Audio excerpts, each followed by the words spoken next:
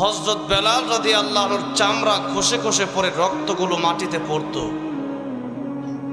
হযরত বেলাল রাদিয়াল্লাহু আনহু এরপরেও জোরে জোরে বলতেন, আল্লাহু আহাদ, আল্লাহু আহাদ, আল্লাহু আহাদ।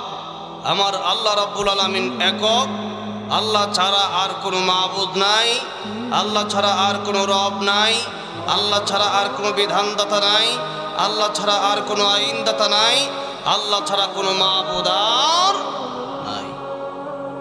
হযরত আবু বকর সিদ্দিক রাদিয়াল্লাহু আনহু সেই রাস্তা দিয়ে হাঁটছিলেন যেখানে উমাইয়া তারে মারছিল।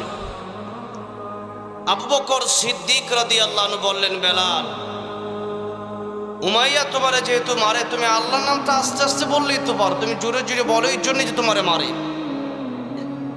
তুমি আস্তে বলবা।